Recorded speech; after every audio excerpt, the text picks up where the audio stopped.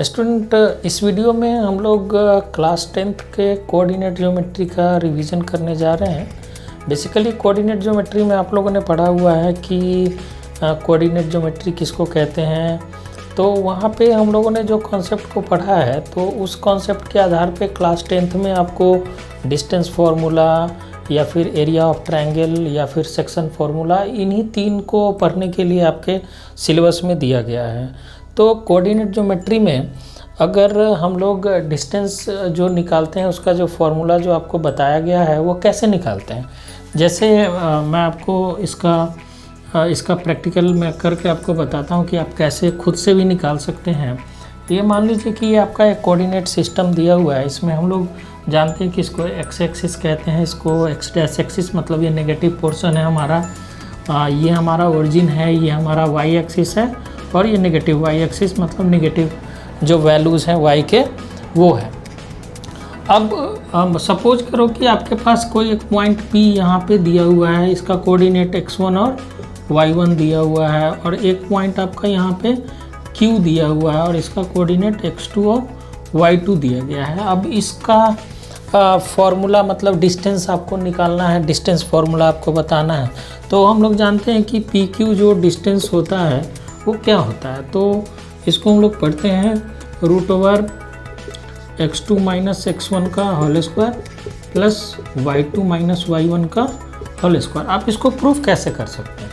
आप क्या करेंगे, इससे इस पे एक परपेंडिकुलर यहाँ ड्रॉ करेंगे, इससे यहाँ पे एक परपेंडिकुलर ड्रॉ करेंगे और आप इसकी मदद से ये जो डिस्टेंस है इस ट्रायंगल में उसका फॉर्मूला आप आसानी से निकाल सकते हैं पाइथागोरस थ्योरम का यूज करके। हम लोग जो डिस्टेंस का एक दूसरा फॉर्म जो डिस्टेंस फार्मूला का कई एक बार ऐसा आता है कि आपको ओरिजिन से डिस्टेंस निकालने के लिए दे दिया कि ओरिजिन का कोऑर्डिनेट तो हम लोग को पता है कि ये 0 0 होता है।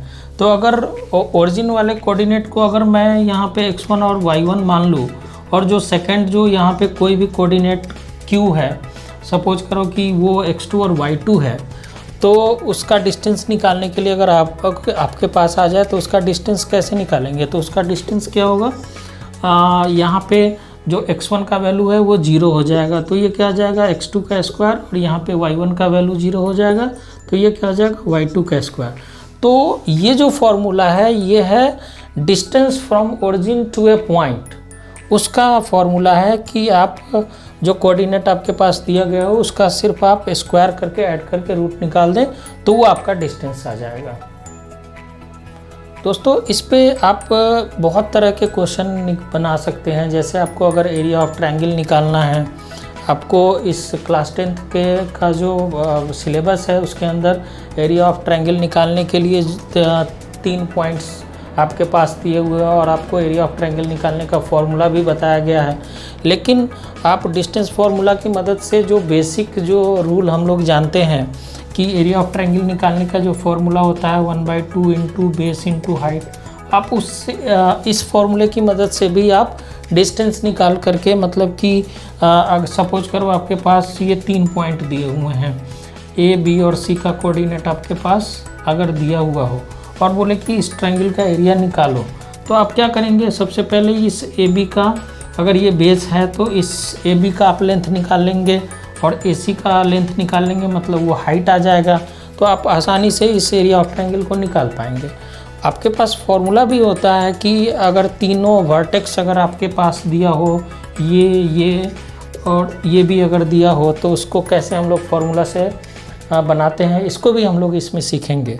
तो ये जो डिस्टेंस फार्मूला है ये बहुत ही आपके काम आएगा। इसमें जो क्वेश्चंस आते हैं कि 4 वर्टेक्स दे देगा और आपको प्रूफ करने के लिए आएगा कि ये स्क्वायर को बनाता है या नहीं, या ये रेक्टेंगल को फॉर्म करता है या नहीं। तो इस तरीके का क्वेश्चन आप इस डिस्टेंस फार्मूला की मदद से ही आप सॉल्व कर लेंगे। दोस्तों, नेक्स्ट जो रिवीजन करने के लिए हमारे पास जो क्लास 10th में जो कोऑर्डिनेट ज्योमेट्री में दिया हुआ है वो है सेक्शन फार्मूला। सेक्शन फार्मूला सबसे पहले होता क्या है, तो सेक्शन फार्मूला में हम लोग करते क्या है कि कोई पर्टिकुलर एक आपके पास लाइन सेगमेंट दिया हुआ है और इसका कोऑर्डिनेट सपोज करो कि P, ये हमारे पास x1 और y1 दिया हुआ है और इसका दूसरा जो कोऑर्डिनेट है ये x2 और y2 दिया हुआ है, और इस लाइन सेगमेंट को अगर कोई पर्टिकुलर वैल्यू डिवाइड कर रहा है, किसी पर्टिकुलर रेशियो में अगर डिवाइड कर रहा है, सपोज करो कि मैंने यहाँ पे एक पॉइंट बना दिया R और इसका कोऑर्डिनेट x और y बताया, और ये मैंने बताया कि ये 2 है और ये जो है ये 1 है, तो आपको बताना है कि इस R का कोऑर्डिनेट क्या होगा। तो इसी को हम लोग सेक्शन फार्मूला बोलते हैं। तो सेक्शन फार्मूला में हम लोग 2 तरह का डिवीज़न पढ़ते हैं कि एक लाइन सेगमेंट को मतलब कि इंटरनली वो डिवाइड करता है और एक्सटर्नली भी डिवाइड करता है, कि अगर कोई पॉइंट अगर आप कंसीडर अगर कर ले उस लाइन सेगमेंट पे, तो अगर वो इंटरनली अगर उसको वो डिवाइड करता है, अगर वो इंटरनल डिवीज़न अगर है, तो जो R का जो कोऑर्डिनेट होगा x और y उसका वैल्यू क्या होगा।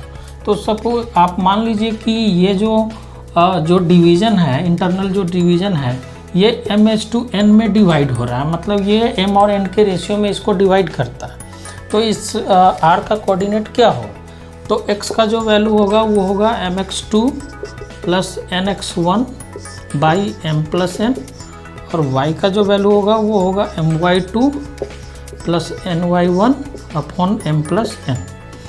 ये हमारे पास इंटरनल डिवीज़न के लिए फार्मूला है। अगर आपके पास क्वेश्चन में कुछ नहीं मेंशन हो तो आप इंटरनल डिवीज़न का ही फार्मूला का यूज करेंगे, एक्सटर्नल का डिवीज़न का जो फार्मूला है उसका यूज नहीं करेंगे जब तक क्वेश्चन में दिया हुआ ना हो।